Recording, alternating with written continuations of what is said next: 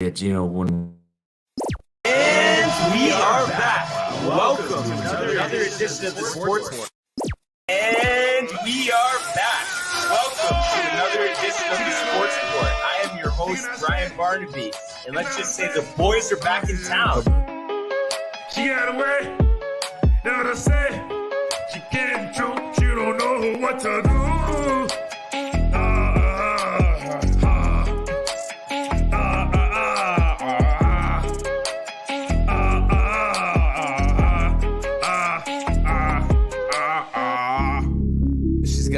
She's gotta go. Bye. I know that you love this flow. We just chillin', we just villains. We just chillin', we some villains. I love it up. Get the ammo and I stick it up. I grab shots on the top of shots. I bust the clip and I let it dip. I make it poop, make it explode. Touch your toes, hit your nose. Can you touch your toes? And we are back. Welcome to numero 100, our 100th episode of the Sports Port. Woo! Of course, I am your host, Brian Barnaby, and today it's me and Tony behind the other side of the glass. What's up, man? Oh, hello, world. Great weekend, Barnes. Great weekend, dude. Yeah. Let's just say a little bit of a tough weekend. Basketball did bounce my way. Had a nice round on the golf course, but, the baseball didn't quite get there. And, of course, this morning, to top it all off, we had the nice big opening crash of the market. I mean, we're working our way back up. Oh, and, really? We'll get more into that. I think eventually we'll have like a stock segment. But we're not quite there yet. We're still, taking everything in. But I would love to hear you talk look out stocks, for that dude. in the future. That should be fun. But, of course, it's playoff time. So we will start in the world of the National Basketball Association. The Bulls go! LeBron James at the buzzer!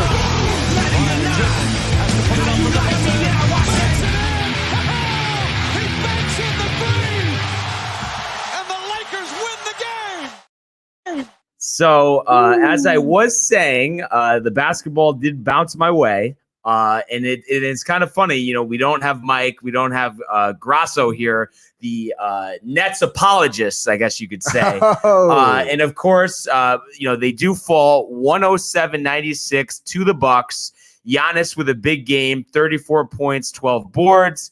Middleton with 19 points, 8 assists. Holiday with 14 points, 9 assists. And, I think a big part of this, they were out in transition. I mean, they outscored Brooklyn 20-6 on fast break points. That's always, going to win you a game. And when you look on the other side, I mean, KD did have 28 points, 13 boards, 5 assists, but he wasn't efficient, 9 of 25 from the field. Kyrie only 11 points, 5 assists, leaves in the third with an ankle sprain. So with Harden already nursing this hamstring injury, he's missed the last few games and he's not even a definite for, the next game. So Nets are in trouble. And I think things couldn't play out better for the Milwaukee Bucks after dropping the first 2 games of the series. They're right where they want to be. And it was funny. I was having fun with Gino on Twitter last night. He's another, not really so much net apologist as he is just a Giannis hater. And he was just saying something about, he can't hit jumpers or whatever, still not fully all in. And I literally tweeted him back and I said, Giannis hating problems and tagged Mike in it because Grasso, I don't have him on Twitter. But it's just ridiculous. I mean, he had 34 and 12. They're tied 2-2 in this series. I don't want to hear about the injuries. Is it his fault that they're injured? He's going out and playing. They're winning games and they're right where they want to be. I mean, what else are you supposed to do? Dude, honestly, dude, you think the Bucks have this one? Yes, dude. Hands down, because, high ankle sprain. It was a high ankle sprain? It was a high ankle sprain. I mean, we know how those injuries are. So even if let's say he sits out game 5, plays the next game, it's still not going to be right. And if he does give it a go for game 5, very high re-injury risk because we've seen this in football, baseball. Right. You can't just I'll just play through the high ankle. That doesn't work. And then Harden coming back from the hamstring, it could be like a AD situation where he gives it a go next game, and then first couple of minutes he's injured again. So is he coming back next game? Is he supposed to? They haven't confirmed. He's working towards it. And I just think it's funny too because I told them all season the Nets big 3 is great. but around them, I wasn't sold on Right. it. And here we go again. I mean, other than KD and Kyrie, who didn't even play the full game, no other Nets are in double figures. And Grasso's talking about Blake Griffin. Okay, like he can dunk again, but he had 8 points. I mean, he had a nice game one. He's not the same Blake Griffin that was dunking over Kias. I mean, come on. No. Dude, even the Kia dunk. Give me a break. Yeah. Dude. Oh, Come my on. God. I thought that was so it was a cop out, dude. Over the hood. Yeah, over the hood. Come on. And then how about just the dunk contest in general with props? I mean, imagine what I haven't heard him say this specifically, but I would love to hear Mad Dog on having props in a dunk contest. Oh my God. No. yeah, you would say, you think Dominique needed to jump over a car? So I mean, it's just crazy. So I think the Nets are in big trouble. I mean, obviously, next game, they both have had 2 home games, so it is going to be back in Brooklyn. But no Kyrie. If Harden gives it a go, not 100%. I don't know how you could look at this and have confidence that the Nets are going to win. They need their guns because the other guys are subpar or on the rest of the team. So now, obviously, Harden struggled with his hamstring during the season, right? Yes. So I mean, you talked about it all season about them taking games off in the regular season, kind of dogging it, and now, of course, you come to the playoffs. Everyone plays harder in the playoffs than they do in the regular season. Do you think that these injuries are kind of like a, from them not really taking the regular season seriously? Yeah, I do. And it's funny, nobody can listen to me though when we're talking about this. I just think it's funny. We go into the weekend, they have the 2-1 lead. Oh, they'll be fine. They're gentlemen sweep. Mike's talking gentlemen sweep. Here we are now. Where are they? Clearly, I think there's some correlation of why they're all not here. I'm just saying. They didn't want to hear it, dude, And this is the one thing in sports that I've gotten in the last 2 months. So give me something. And this is what I was given. So happy for the BUCS, happy for Giannis, and I think he wants to take over these playoffs and get the BUCS to an NBA final. Dude, let's see it. I want Barnes to be right. Appreciate it, Tony. I need some. It's tough times for me in the sports world right now. So this series will resume tomorrow, 8:30. Like I said, in Brooklyn. So be interesting to see who plays, who doesn't. But I'm expecting Giannis to have another big game, and the BUCS haters. I mean, hey, whatever they want to do, they can just watch them win, as far as I'm concerned. And then changing gears here, we did have the Suns close out their series with the Nuggets, 125-118. So they get the sweep, and got to give it to Chris Paul. I mean, we talked about this last week. He's 36 years old. I mean, he had 37 points, 7 assists after a big game 3. He advances to only the second conference finals of his career. So, a guy that's had a Hall of Fame career, you got to give it to him. I mean, he's really stepped up. And Devin Booker, I mean, since the Suns were down 2-1 to the Lakers, I mean, he has been on fire. 34 points, 11 boards. You get another nice game out of Bridges, 14.6 rebounds. And we talk about this all the time. Free throw shooting, getting to the line, 29 of 31, 93.5%. That wins games in the playoffs. Hell yeah, that's what you want, dude. I mean, how many times, when you were, playing intramural rec, because same thing with me, people can't make free throws. No one can. They'll shoot 30% from the line. And it's there's no one in your face. Yeah. I mean, it should, but literally free, and it costs you the game. Yeah, dude. costs you the game. And the funny part is we're talking about guys in intramurals not making free throws. How about guys in the NBA? They've been doing this their whole career. You can't make a free throw. Clearly, it's mental, and there's no mental toughness on weak free throw shooters. Exactly, dude. It's clearly mental. I mean, bro, how many times do basketball players just after practice or even during practice just stand there, take some free throws, dude? They'll make them, sure, but then, in the game, pressure, dude, the crowd, dude. Insane. Crumble. Insane. And let me tell you, all season I talked about how good the Suns were. I thought the Lakers were better, but, they weren't at full strength.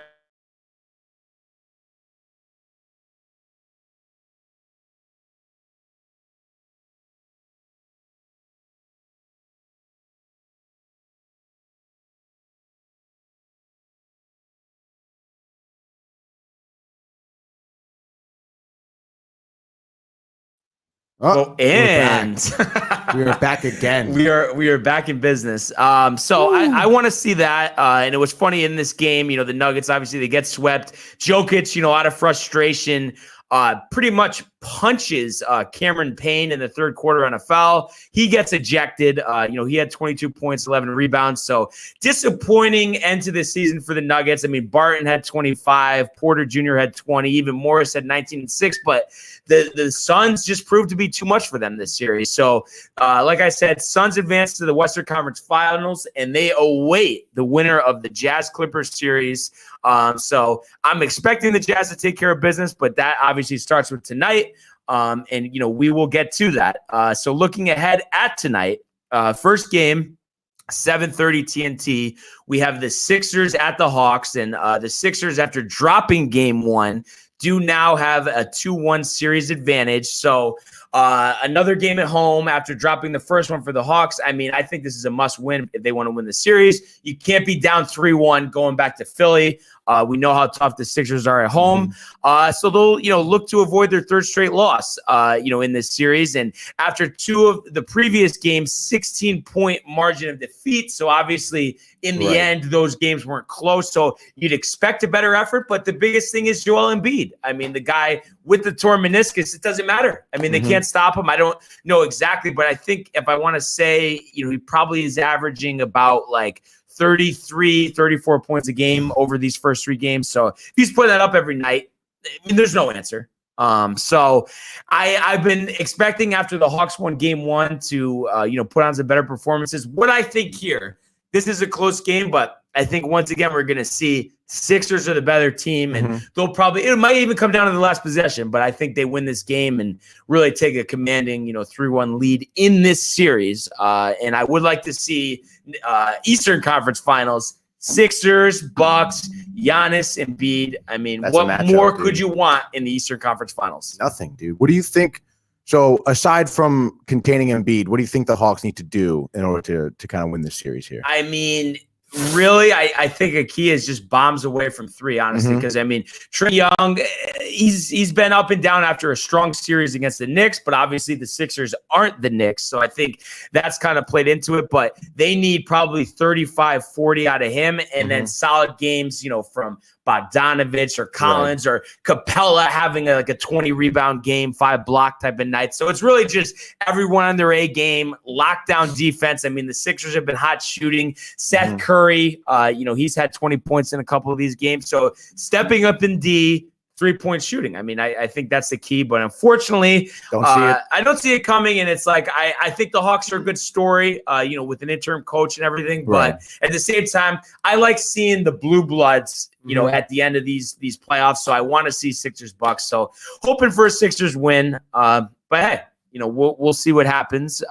And the other game tonight, like I mentioned earlier, Jazz at Clippers, 10 o'clock TNT, and the Jazz lead this series 2-1, after dropping the third game of this series over the weekend by 26 points, actually. So that was a big win for the Clippers, and obviously they are looking to even up this series before it heads back to Utah, where, they obviously didn't have some good games, the first two games of this series. And I mean, as it's been all season, because I think like with the Nets, this is a very top heavy team. They don't have a good third option, a good fourth option. So I think you need 60 points from Kawhi and PG. I think last game they combined for 65.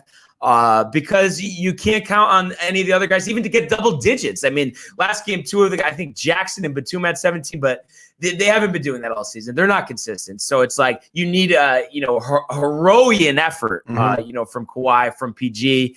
But, I don't see it happening, honestly. I think the Jazz are just a better team. I mean, how many times do I need to say this? The Bucks are a better team. We're too focused on star power. And yes, the NBA is a star-driven league, but at the same time, teams win games, players don't.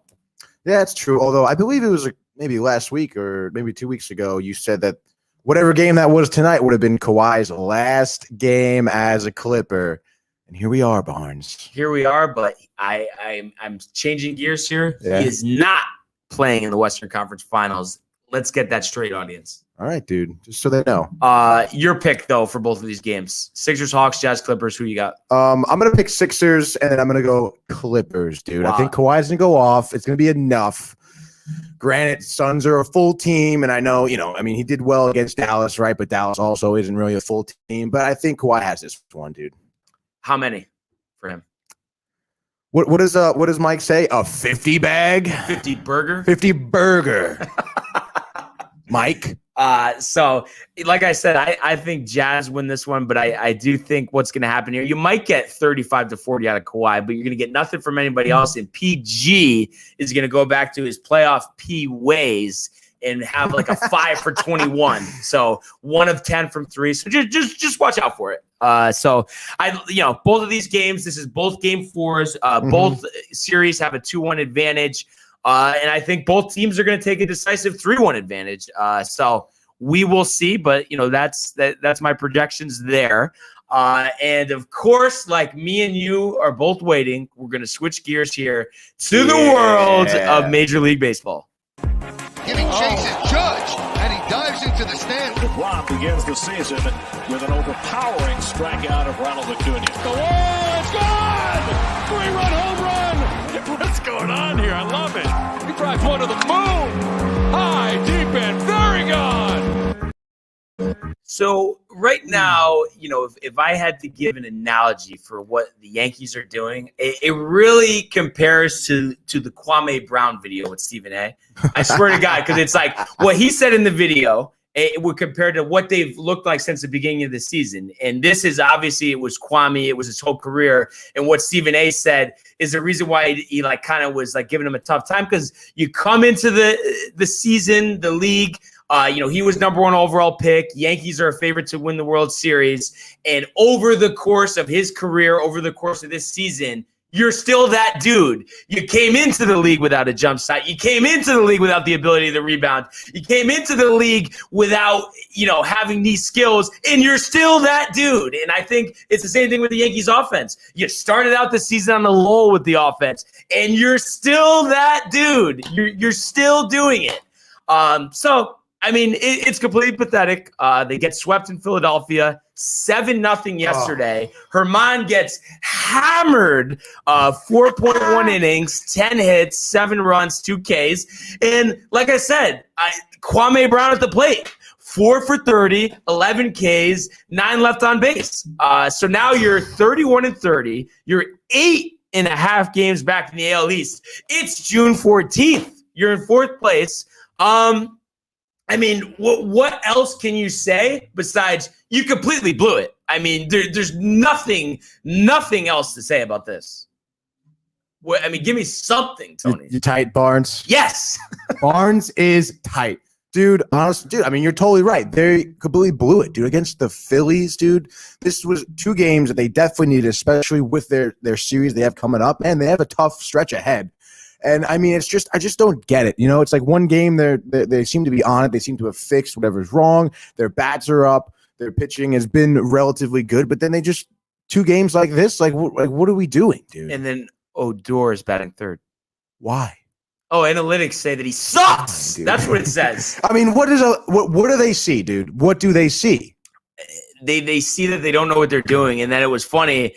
I saw in the post-game presser, they asked Boone if the team's getting used to losing. And he kind of like got tight. But it's like, you're tight. How about do something about it? Now, listen, I get that at the end of the day, the majority of the blame needs to fall on the players.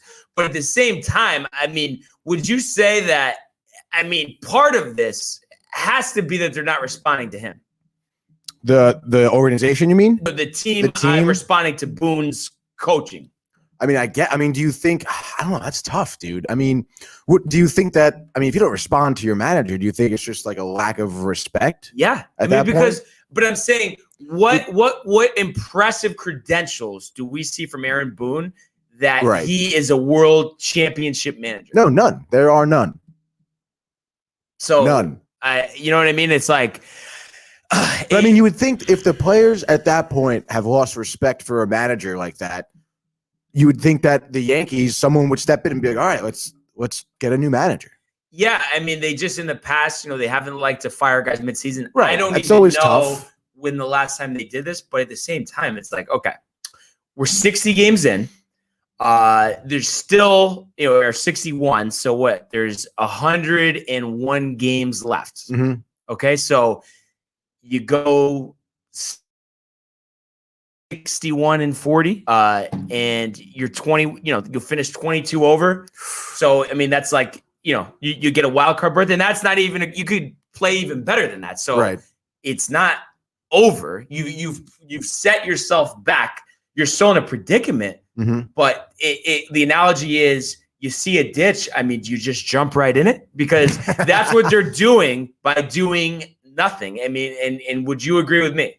Oh, absolutely, dude. I mean, doing nothing is way worse than just moving forward with the team they have, man. I mean, and it's so weird because the Yankees, for the past couple of years, I mean, they always are good on paper. They're always a contending team. People always predict that they're going to do well.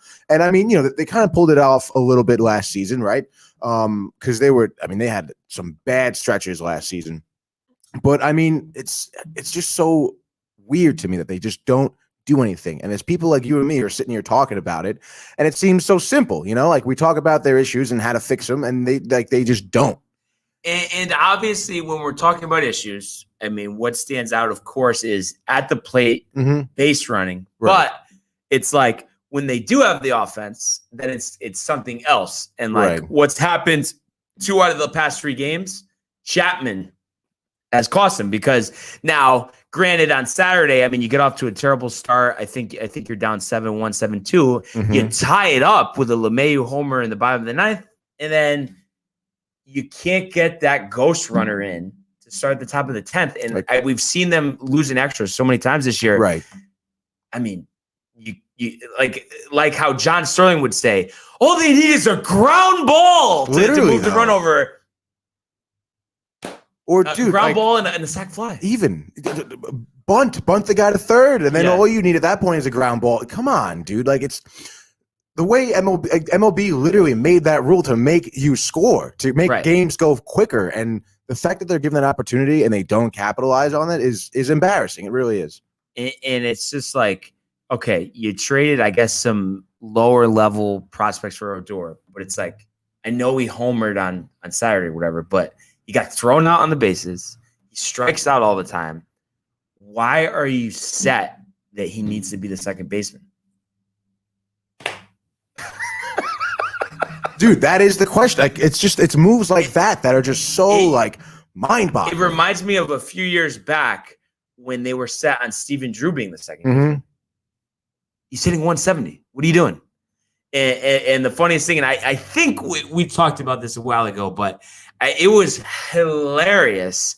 On the Michael Kay show, they had Cashman on, and I think, Drew, the season before, it hit 160. Since he came over, he actually had the lowest average out of anybody who qualified, with at bats in the whole major leagues. And he straight up asked him, he goes, Brian, what would you say the obsession is with Steven Drew? And then, Cashman, the chief of all chiefs, well, I wouldn't call it an obsession, Michael. And God. Just talking about the reality of the market. Get out of here. That is accepting mediocrity. It's accepting failure. And that's parallel to what's going on right now. And it's like, I mean, I don't know. It's like, I'm not even confident. So, like you mentioned, tough stretch coming up. You got Toronto, Oakland, and Boston, 3 out of the next 4 series. I think Kansas City's mixed in there. So let's say they, lose 2 out of 3 in every series and then win 2 out of 3 with Kansas City. I still wouldn't be surprised. We'll go to battle with our guys. Boone after the game. Yeah, the at-bats are there. I think we're real close. We're real close. Like we're over a third of the way into the season, and it's still the same. You're still Kwame Brown. Oh my dude, they're not close. They're on the moon right now, bro. It's just so like. I mean, do you really think Boone honestly believes the things he says, or do you think it's just to please the media? To please the media, and it's like, I just ownership. I mean, it's like, oh, well, we like that, his philosophies are in line with ours. Your losing philosophies are in line? they're almost in denial. Almost. No, that's what it is. The bats are there. Get the hell out of here, bro. Yeah. I want to see him call players out at the conference, dude. Yeah. Be like, hey, like, I've done this, this, and this. The players need to execute.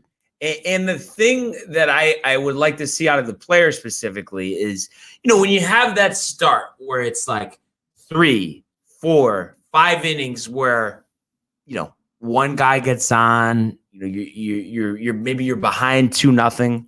You need runs. Change the approach. Don't think of launch angle. Don't think of velocity. Just get on base. Try a hit and run. What's wrong with trying though? Like I just don't get the reluctancy. Literally, what's going to happen? You try, you fail. Well, you're going to fail anyway. Yeah, dude. Like, come on. I mean, unbelievable. It's really wearing me out. And luckily, like this weekend, for instance, I had a busy weekend, so it wasn't like, during the week normally where I'll watch every pitch of every game. So I kind of, just tuned in and out. So luckily it wasn't time wasted. But I mean, this is it. This is literally it. I think this is season defining. If they don't, next 20 games, if we don't get something close to a 15-5 stretch, I think it's over. Honestly, you can't go 10-10. No, you're totally right. But how confident are you in that 15-5 stretch? 35%. Damn. Yeah, that's tough, dude. It is tough. So I'm worn out, honestly. I mean, because I can't keep doing it. I just can't keep doing it to myself. I can't keep talking myself into that they're turning the corner when they don't change anything, and it's just the same pattern over and over and over once again. Dude, honestly, we talk about it. I feel like we have the same conversation about it like almost every day. And it's like, come on, dude. Like, I mean, how many times do I have to ask you if I think they're pressing? Yeah. Completely embarrassing. Okay. So, I mean, I don't know. Maybe the off day will help. Maybe they'll do some fielding, base running, maybe some tee work. On this off day. I don't know. They may need some more than that, dude. And the thing that is the worst part about this is the first series is against the Blue Jays, who just dismantled the Red Sox yesterday. I know, dude. Though all, the Hall of Famer sons, Biggio, Bichette, Guerrero, and Bichette are all on fire. And then, they started the season in Dunedin, but now we're back in Buffalo. And you look at what the Yankees did in Buffalo last year. Oh, I mean, it just because there's certain parts of that park where it's so easy to hit one out, and those guys are, oh my. I mean, it's so hard to have confidence in this series. It's so hard to say definitively that they'll win one of these games, yet alone that we need 2 out of 3 in all these series. I mean, they're at risk at another sweep. Honestly, they really are. Though, they really are. So is Judge out?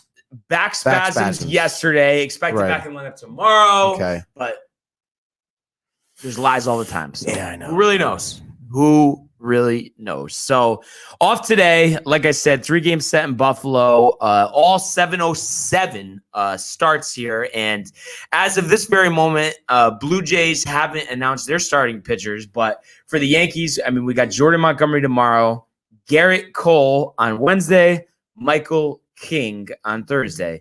Get King out of there.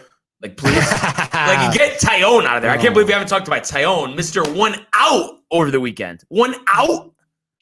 I mean, come on. And you guys, Gino's trying to give me a hard time about Tyone. Get out of here, okay? I've been a big Tyone. But he's got to go. He's got to go, dude. I mean, there's nothing that can be said. He goes 5 innings of mediocrity, and then he has clunkers like that. I mean, give me something to challenge that, Tony, please. Well, I mean, what are you gonna who else is gonna be in there? Devi, dude, just let him grow. You need to see, is this guy gonna be a future part of our team, or are we gonna try to trade him? I mean, right or wrong? No, you're totally right. But then who you want Tyone out of there and keep King? Dude, I mean, no, I want them both out gone. There. Bring up just Devi. Bring up Devi. Go to a 4-man. Have Cole make 2 starts every week. I don't know if you can handle that, dude. No. But just I mean, I know Schmidt's working his way back from injury. Severino have a groin injury in your rehab start. MRI scheduled for today, so we'll bring you the bad news tomorrow on that, of course. So I mean, when it rains, does it pour in the Bronx right now? So I don't know. I haven't really done too much research on the Scranton Wilkes-Barre rail riders, but I think you could bring up somebody who's going to outpitch King, who's going to outpitch Tyone. I mean, and how about do something crazy and trade for Scherzer? How about that? How about go over the top to invest in your team, improve the product on the field? How about do that? Scherzer would be fucking fire. No, I swear to God, right today. This isn't going to happen, of course, because it makes too much sense. If they traded for Scherzer and for Didi, they're going to win 95 games. Guaranteed, okay? You're telling me bringing Didi back to this team, the leader that they need, the energy that he brings to the clubhouse, and then to pair Garrett Cole with Max Scherzer? Oh, my God, dude. But the luxury enough. Just eat it, dude. Absolutely just eat it. It doesn't matter what you have to give up. So I mean, I'm at a wit's end here. Honestly, I'm so sick of it. So is Scherzer up on the block here for next season? He's going to be a free agent. So Nationals haven't had the best season. Right. You think he's out? So everybody says that they're not going to want to trade him, but I mean, if you're out of contention and you're going to get a lot, I mean, I would literally, I know I was just talking about, but I would give up Devi, Florial, another prospect for sure. Just do it. Just get him. You know what I mean? And Didi, I don't think is going to cost too much. I mean, he's on a reasonable contract. I don't think he's played that well. And the Phillies, I mean, I know they just took 2 games, but they haven't had a great season either. And I just think he fits so well. I mean, he's close with a lot of the guys on the team still. I mean, he hasn't been gone for that long. So he's still a good hitter too. I mean, he comes up clutch a lot for the Phillies, and he's good on defense. But really what I'd like to see, and of course they can't do this either, but I mean, it's so simple. Didi goes to short, Glaber goes to second, Voit goes to DH when he comes back, Stanton goes to right field, Judge goes to center, Andor in left, Odor to retirement. Please just do it. But dude, you can't lay it out any better than you just did. No, honestly, no. So I hope you're watching Brain Cashman, okay? And Hal, get the cigar out, Hal. Oh, Eugene Ganello. Gino, no. Still believe I don't know. Honestly, Gino, I don't know what's more ridiculous, you on Giannis or you on Tyone. I think it's a toss-up. I really do. I really, really do. I mean, Tony, anything else you could even add to this? I mean, is what it is? Is that what it is? Dude, that is it. I don't think you're going to see, personally, I don't think you're going to see much movement out of the Yankees for the rest of the season, at least. And I mean, they're just stubborn, delusional, it seems, at times. And more likely, Boone canned midseason or Boone contract extension. Extension, dude. Come on. Let's be real here. Although, dude, you never know, man. I mean, like we were talking about Girardi, maybe looking for a job next season. Boone out, Girardi in. Hal's tight. Cashman's tight.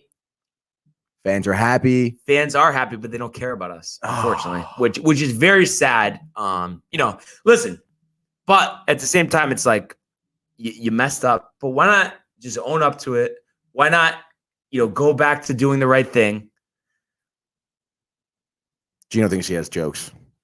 Yeah, I'm not sure how good the jokes are. Yeah, no, they're bad. Nah, Gino, I'm just giving you a hard time, but you got to let it go with Giannis, honestly. You got to let it go, buddy. Oh, God. Because, I mean, honestly, I know you guys are saying, if he advances, then you're going to change your mind. No, you're not. There's still going to be something that's going to come up, and I'm going to be ready to give you some rebuttal. So just keep that in mind.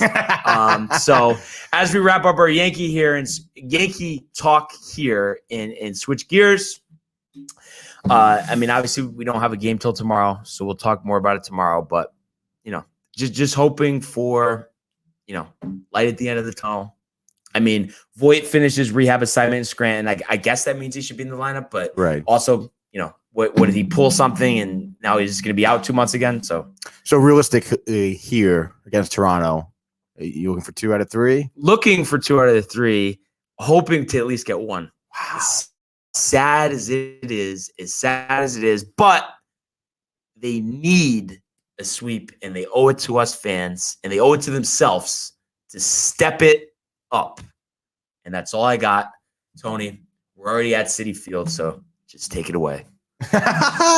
Oh, dude, Barnes, I'm so sorry, dude. It's so sad to watch you today. Oh, all right. Well, anyway, let's kick it off with some Mets talk right now. Dude, big weekend, Barnes. I don't know if you watched any Met games this weekend. Take 2 out of 3 against the Padres, which is exactly what I wanted to see. I mean, I guess we'll start with yesterday's game with the loss. Dude, kind of a tough L and some bad managerial decisions on Rojas's part here. Dude, Lucchesi looking amazing yesterday, bro. But for some reason, dude, he gives up, I think, 1 home run, I think, to Tommy Pham in the first inning.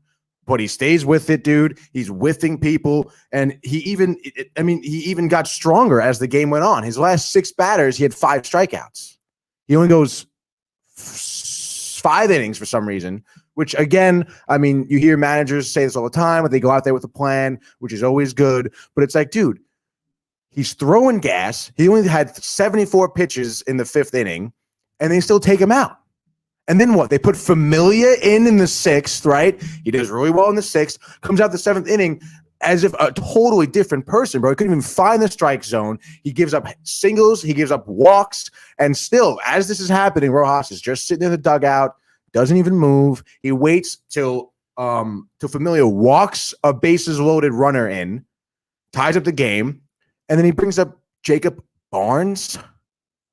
Barnes, dude, who hasn't been that very consistent for the Mets, but he brings him in to face Tatis with the bases loaded. Tatis is a grand slam. What is that, dude? Because we should have swept. I mean, as happy as I am to take 2 out of 3 against the Padres, we should have swept them, dude. We should have swept them. And there was easily 3 different ways that Rojas could have avoided this. 1, keeping Lucchesi in there for the 6th at least, because he was still doing so well. Only 74 pitches. Lucchesi even said, I wanted to stay in. He wanted to stay in, bro. And they wouldn't let him. You could also have taken Familia out way sooner and brought Barnes in earlier, maybe hoping to not even face Tatis that inning, or just bring in anyone else. I mean, I know it's tough because I think we used Lugo, we used Diaz and Loop for 2 games straight. And I think Castro's hurt with a neck injury right now.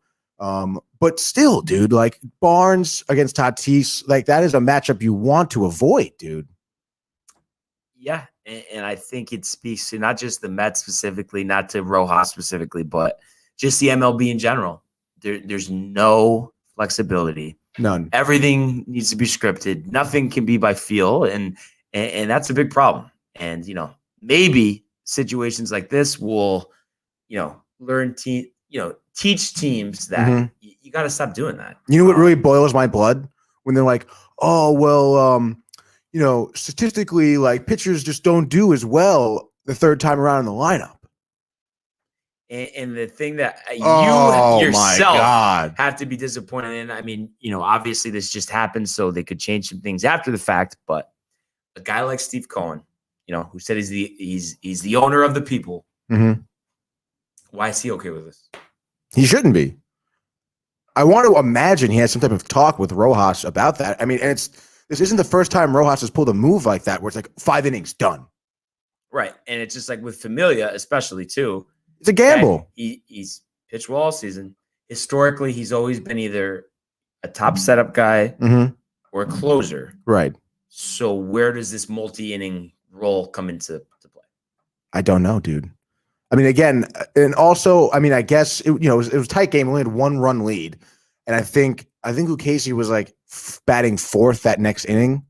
So I guess maybe he didn't want to lose a bat against the Padres. But it's like, you have a 1-run lead. Try to just focus on that. Focus on maintaining that 1-run lead. Yeah. So I mean, I think that obviously really hurt them. But I mean, you have to say the offense, isn't in the blue here. No. In the clear. I mean, 13 Ks, 19 left on base, 1 of 10 with runners in scoring position. Those numbers show at the very minimum they should have scored another 3 runs. Yeah, at the very minimum. I mean, it's tough. I mean, I feel like we haven't really left runners in scoring position often lately. But games like this against the Padres, like, I mean, you got to bring them in, dude. And you notice who didn't play yesterday? Who didn't play, dude? Tell me. Billy McKinney. Dude, I know. But I mean, it was tough. I don't know, dude. I mean, I don't know. I think it puts the manager in a tough position now because we're starting to get players back from the IL, right? But at the same time, which is great. But at the same time, it's like these bench players have just performed so well for us. And it's like it puts you kind of between a rock and a hard place. Because I mean, do you bring these starters back in? Because that's what. Who's first to come back? Guillorme just came back. Okay. And then at the end of the month, we have Nimmo and McNeil coming back, and Conforto as well, actually. So that basically means that Mason Williams. See you later. See you later. Yeah. And is that a little tough? I feel like is he growing on you? Absolutely, he's growing on me, dude. I mean, he's an athlete. First of all, he's quick, he's strong, he's got a great bat, he's got a phenomenal eye at the plate, dude. The way he just takes some pitches, I'm really surprised for a young guy like him. And then to boot, I mean, I really do think he's getting a better feel for the outfield. Yeah, no, he is. But I think when it comes between him and McKinney, I mean, you got to keep McKinney. Yeah, I know, dude. That's what I mean. Like, there's gonna be some tough decisions to make, and of course, like you would hate to see the starters come back and they're cold, and they're obviously they haven't been playing for a while, and maybe the Mets kind of dip a little bit. So it's and it's gonna be tough, honestly, having all these players come back at the same time too. Yeah. So I mean, a lot of things will be played out. Mm-hmm. But what would you say, just your overall temperature for the Mets, moving forward? After taking 2 out of 3 over the weekend. Oh my God, dude. I'm on fire. I'm hot. I love, dude. It was just phenomenal play all around, dude. I mean, Stroman and DeGrom had great outings. Our bullpen, Lugo, it's like he never was even injured. Diaz is back on his shit, dude. It's great to see. And the bats, we're talking about Lindor, his average is 220 now, dude. Yeah. He's really finding himself, and just everyone all around between Pilar and Villar and even Peraza. We talk about Williams, and it's honestly just great to see this team just do well against a team like the Padres. And to boot, I mean, you look at them in the dugout, they're having a great time, dude. They're joking around, they're smiling, they're just so loose, and it's literally like it's like watching almost like a little league team. They're just having a great time there. Now, speaking of having a great time, Jacob DeGrom's had a great time all season. Mm-hmm. What's going on? Left to start early. So he says he's okay, but he says he's fine. They have an MRI. It was kind of confusing what they said. I forget the terminology it was, but it was his elbow, is what it was. Tendonitis in his elbow, and he was saying how he's had that issue before. He's played through it. He's felt soreness or whatever, but it was just a little bit too much that day. He went 6 innings, 80 pitches, I think. 80 pitches. That's right. But he said he doesn't see any further issue. Like I said, MRI was clear. He said he's going to be fine, and he's supposed to be in the lineup for the 16th. So, okay. Yeah. So, but are you questioning that a little bit? Like questioning that? No, I don't. Not questioning that. I just think Would you be questioning that? I would give him a little more time, dude, because you don't want him to aggravate this injury. No, I mean definitely not. I would imagine though that the Mets would be extra careful with him. And, I mean, I would imagine also he would be truthful as to how his injury is. I mean, something like an elbow too. It is a fine line, but I mean, let's say even he starts, he goes 3 innings and it still hurts. Just take him out. Take him out, and then it's the IL, and then it could be multiple weeks. Mm-hmm. So, Mike's blowing up my phone here. Hold on.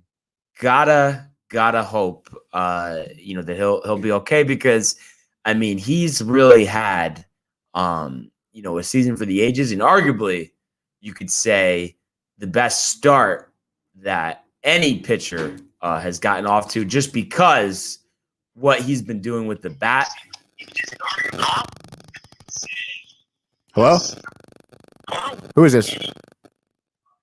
It's a long time. First time, long time. And Bob. This is Bob. First time, long time. Bob who? Bob Baratheon.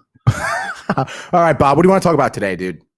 So, first I just want to say I'm a huge fan of the show, especially Bards. I love Bards. But Bards, I got to tell you, bud, Yankee season's done. As long as that scumbag Cashman's in there, they're never going to make it again. He's a jinx. He's a curse. I love you. Have a good day.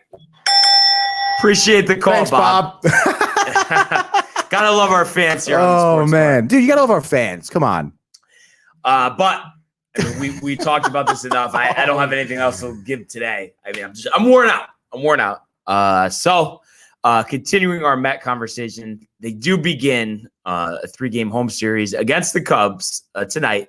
So 7:10 SNY. This might be the best pitching matchup in Major League Baseball this season. Former Cy Young Award winner Jake Arrieta versus former Cy Young candidate David Peterson. The over-under for runs scored is at 20.5. Are you taking the over? Yes, absolutely, dude. You want to talk about King? Talk about Tyone? Talk about David Peterson. Why is he in the lineup, dude? Get him out. Get him out. I swear to God, he's not going to go more than 3 innings tonight. Would you take Odor for him? Yes. Yeah, dude. Why would you want Peterson? Take him, dude.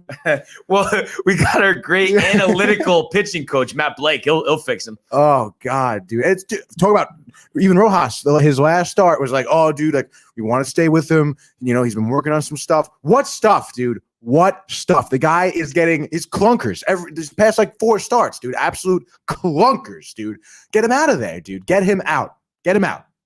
Yeah. No, I'm right with you. But like I said, I mean, I'd expect him to struggle today. And I think this is going to come down to who can just score more, honestly. And I think so. Kind of a tough spot because I feel like the Cubs, with the Mets not at full strength, Doors' power isn't quite there right now. Right. I think they have a better offense right now. But like you said, I mean, the fill-ins have been playing well. McKinney obviously is going to be in the lineup being a left-hander against Arrieta. So, what are your expectations tonight and for this series? We talked about it tonight. It's going to be a high-scoring game. I want to see some big home runs out of Smith and Alonso tonight, dude. I think they really do. Alonso's bat has been pretty hot. Dom Smith, not so much, not as much as I would like.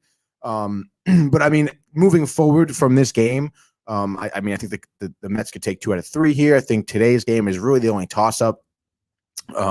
I think the rest of our rotation is obviously on the ball. Granted, you see the Cubs, they do have big hitters out of Rizzo and Baez. And Bryant is just having such a revival season. Oh, my God, dude. It is impressive stuff coming out of there. But besides Peterson, I have a lot of confidence in our rotation to kind of shut them down, to keep them, under 3 runs, especially with our bullpen now. We'll have a Diaz, a Lugo, a Loop who are rested, So I really don't see us not taking 2 out of 3 here. Does Familia get the series off? Yeah. Let him just think about it. But you almost blame Rojas more because he did his job the inning before he imploded. Absolutely. Like I said, it was a real managerial fuck up, dude. It was. Yeah. I mean, there's no other way to say it. So we shall see. And hopefully, just if we're talking a New York gross here, we're hoping for a 4-2 between both of these series. Let's see if we get it, and let's see if tomorrow can finally be the start of a good stretch for your New York Yankees. So switching gears here, a little potpourri, as they like to say. So we do have Garrett Higo winning the Palmetto Championship as Dustin Johnson was in contention for most of the weekend, as was Headley, and just didn't get the job done. So Higo, a guy who, struggled at the PGA, made the cut and had a very strong, final round, once the pressure was off of him. So good story. And it's US Open week. I mean, that's something for all of us golfers out there to be excited about. And this begins Thursday in La Jolla, California. Oh, we'll do picks on Wednesday, but I'm really looking forward to this, and it's Phil. Really come on, Phil, dude. It's really a shame that Tiger's not going to be there for this one. Torrey Pines, a course that he loves, because he's won all those Farmers Insurance Open tournaments that they host there every year, and we already had one this year, so it's kind of neat getting 2 tournaments at Torrey Pines. And I get it. I like, different venues, different markets, but when you have classic courses like Augusta, like Torrey Pines, I don't think you could have too many tournaments there. I mean, it's the best. I mean, and then like with these US Opens, with these PGA championships, they'll go 7, 8, 9, 10, 15 years between hosting these tournaments. And I think it's just too many. But I guess, they want to, like I said, just give everybody a fair shot. But yeah, what's the does the PGA have a contract with like these certain I guess, so a lot of times like they reserve it in advance. Right. So we already know Pinehurst in North Carolina, I think they have 4 future US Opens, and like I said, it's usually in those intervals, and if it's a popular course, it's a successful week, right? They'll just go back. They keep doing it, but I just think it's too much. So there's no like this course between. Has to have a certain amount of majors like this year. Nothing like that. It's really it's only one, and like I said, it usually is 7, 8, 9 years. Wow. With the only exception being Augusta National, hosting the Masters every year. So. I mean, hey, looking forward to this tournament, and it'll be interesting to see who's going to be our next major champion. Mm-hmm. And it's kind of funny. There's these stretches where guys dominate, and Brooks Koepka, between injury, subpar performance at times, has struggled the last couple of years. He's a 2-time US Open champion. Does he get back in the mix? We saw him fade at the PGA, and I think. I mean, he has to be clawing after being, I think, 1 or 2 shots back of Phil going into that final round. And Phil shot over par, and he still couldn't get the job done. And a guy like Brooks Koepka, who's a competitor, who brings it every time, who doesn't care about any other golfer, who wants to get in a boxing ring with DeChambeau, that's got to kill him. I saw his face as he was signing his scorecard there at Kiowa. So I think he's ready to go. I'm not saying that's my pick. Like we said, we'll talk Wednesday about it, but just thought that was interesting. And switching gears here, I don't know in the history, and it's funny, on the 100th episode this would happen, but in the history of this show, have we ever talked about tennis? I don't think so either, dude. And I love watching tennis. Yes. So much fun. The big names especially. Yeah. And speaking of that, we did have the French Open conclude yesterday, and we had a semifinal match over the weekend of Djokovic, Nadal, and Nadal has had a run like no other. I'm not sure. If I had to guess, I think I might be off, but I think he's won 13 French Opens. Holy shit. And his record was like 108-2 there, like literally like that good. And he dropped to Djokovic, in the semifinals. And Djokovic, a guy who's up there with the major titles himself. And we've seen it, the big 3, Federer, Djokovic, Nadal. We've kind of seen it go from Federer, who tossed the batoon to Nadal, who tossed the batoon to Djokovic. And then Federer and Nadal had a little comebacks here and there, but really the past 5, 6, 7 years, Djokovic has been the best player, and he wins another major title here. Coming back from an 0-2 deficit in the final, and I can only imagine, how tough it is to play on clay in Roland Garros in France.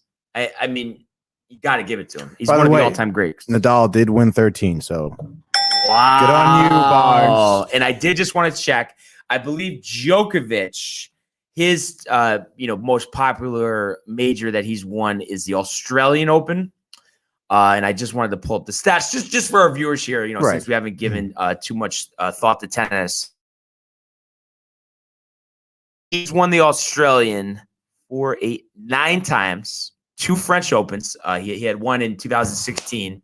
He's won 5 Wimbledons and 3 United States Opens. So quite the resume. I mean, yeah, very, very extensive. So let's see. So that's, I guess, 19, because we got 8, 9, 11, 16, 19. 19-time major champion. So hats off to him. And, he is currently 34. Wow. So, I mean, he's getting up there, but we've seen, Nadal and Federer compete as they get older. And it's a shame because Fed, he was in the French, won his first 2 matches, but then said the knee didn't feel right. Really? He's a Wimbledon guy, right? Federer. And so I think he wanted to save himself for that. He's 40 years old, or 39, but in August he'll be 40. And, he's won the Wimbledon 9 times.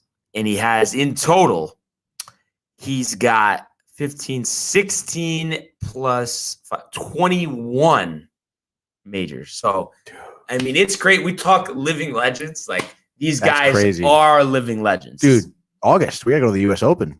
Would love to do it. I've always wanted to go. Yeah. You know where it is? It is in Flushing, right? It is, dude. Yeah. Come on. You think I haven't seen John McEnroe on the call? I love John McEnroe, dude. Little Johnny Mac. He is great calling tennis, bro. He's hilarious. Oh, he is. I love him. He is. I love him. He is. I love watching Nadal play too. Dude, before every volley, his little pre-volley fucking touch himself, everything. Every time, dude, it's like flip the hairs back, grab the crotch, wipe the nose, and an eyebrow. But every time, dude. It's hard to argue with the results. Of course. 14, 16, 20 major titles for Rafa Nadal. So isn't it crazy? We said Federer 21, Nadal 20, Djokovic 19. I mean, it's all right there. Wow. And I ask you, Tony, just before he turns 40, what are the chances of a Fed Wimbledon on the way out? Dude, very high. I think he would retire, honestly, after that. On the high, and you got to think that that's in his head. So he's going to want it, bro. I think he's taking it. Yeah. I think he's taking it. I mean, but I have to say, what an outstanding tennis segment. I mean, this is why at the Sports Port we give it to you all. Yeah, honestly. dude. I'm pretty sure our viewers hiked like 3 people when we started tennis. Yeah. And shout out to, Chokery, my good friend and future brother-in-law. He's a big tennis guy, plays a lot himself. So I know he's interested in this segment for sure. So hey, we'll definitely talk some Wimbledon when it comes around for sure. You gotta. And I would love to see one more time in a final round, Federer, Nadal for the title. We saw what they did. I want to say 2011. I want to say it was like a 5.5, 6 hour match. I don't know if you remember that one, Tony. I do not. But I mean, think about a tennis match, 6 hours. I think it went to 12 sets. Oh my God. It was legendary. And it was like the first final that Federer dropped at Wimbledon. And it was kind of Nadal, taking over the reins. So great sport, guys. Great sport. So before we close out here, and it's a shame that Mike is not here. I know, this is his favorite dude. topic. And like I said, because if we run the tape back, I did say that Carter would have a broken head. And let's just say he got hammered at the Showboat in Atlantic City, Friday, Lamar Odom scores the second round TKO. Carter looked like, he didn't even belong anywhere near a boxing ring. Dude, I don't know what he was doing. I don't know what he was on, but it was like a little embarrassing. Yeah. Like really, bro. And it was like, first of all, I didn't realize how small he was. What? Dude, the guy's really tiny. But then when you top Odom, it off, Odom, what is he, 6'9"? Yeah, dude, like 6'10"? what the hell, bro? Odom Oh my, might be 6'10". dude, it was like literally like in a cartoon. All right, when like the small guy's trying to beat the big guy, and the big guy's just like holding him by his head, and he's just like swinging at nothing. Yeah. You know? Yeah. That's literally what the fight was, bro. Because, dude, Carter was getting like hits on him, and Odom was just eating him, and then all of a sudden, just boom, like right hook. I would love to see the numbers on how like his force of his punches. It's probably doesn't even register. Yeah, dude. Like one of those punch meters at Buffalo Wild Wings. Yeah. Doesn't even show up on the meter. Doesn't even show up. And Tony, it's just nice talking with someone with some sense here. How long have I been talking about it? How ridiculous these matches are? Yeah, dude, it absolutely is. Like, what is the point, dude? And I think was over the weekend too. There was like a TikTok, TikTokers only like boxing matches.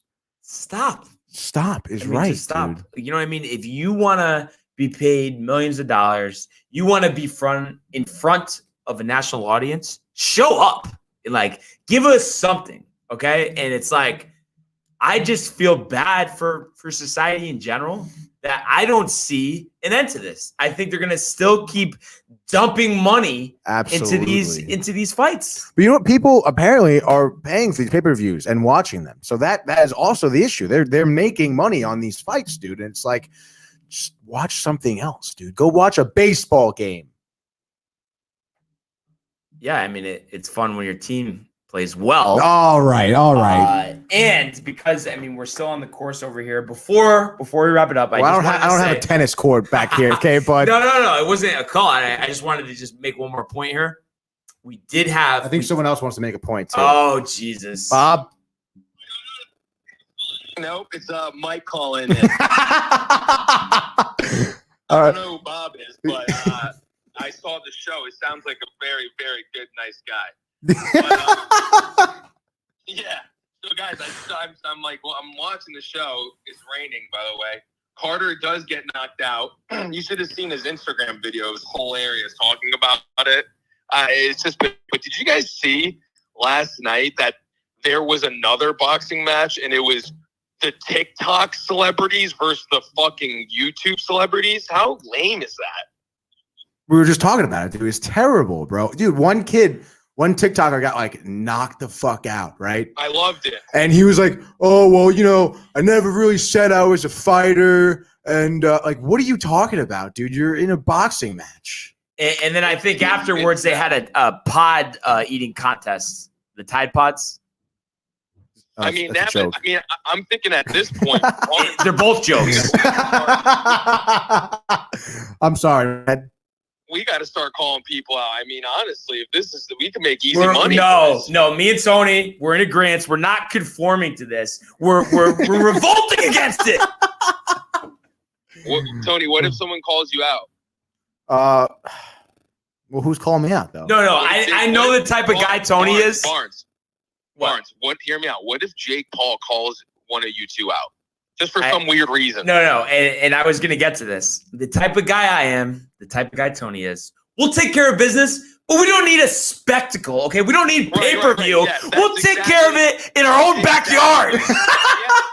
Exactly. No cameras, no photos. Just have your ass whooped nice and clean. Yeah, we're not professional dancers like Floyd Mayweather. Yeah. No, my God. Boys, you guys freaking handled business, guys. Great show. Thanks for having me call us. Appreciate it, buddy. Anytime. We love you, dude. Peace. Love Peace. You. And that's Main Magic Mike, everybody. So that was Main Magic Mike. If you don't know. But honestly, what a show today. We really covered it all. And what I was actually getting to before Mike called in, before we close out. Before Michael called in. Finally, something good sports related for me. Saturday, we tied a season low. 93. We'll take it. Let's go, dude. Dude, speaking of golf again, I know we said in the show that we're going to have a golf outing tomorrow. Forecast is looking a little abysmal tomorrow, dude. 70% chance of rain, I believe, all day. So I was pulling up the hourly before. Mm-hmm. It seems like it's going to, rain a lot early. But as of now, we're supposed to start, a little after midday. From 1 till 5, it goes 56, 46, 36, 35. Okay. So I think this might be one of those things where you wake up, you hope for the best, see what happens. Because I track weather all the time between, when the Yankees are playing, when I'm going to a Yankee game, when I'm going on the golf course. And when you have percentages between 30 and 50, I say the percentage that you're able to be all right is actually over 50. It's like when you see 70 for like 3-4 hours, 80, then you're done. It's over. But usually that is like intermittent, showers, and then it's done. So hopefully that's what we get. And that's your weather forecast. That is, bar. Could we really cover anymore? Literally, could we dude, cover? I don't think we can. But as always, I would really like to thank everyone for joining us, our loyal callers, our loyal followers. Renee. Sportsport on Weather Channel. I mean, what else could I even say? Oh, my God. But, of course, we appreciate all the love. Like Tony says, you guys are our bloodlines. And I want everybody to enjoy the rest of their day. We will see you tomorrow. Get it together. Let's go. New York Yankees. Good night. Good night, guys. Hey, guys. Tony here from Downtime TV checking in. I want to thank all our fans out there who's been liking, subscribing, sharing our content. You guys are the best. You guys are our bloodline. You make us love what we do. Thanks again.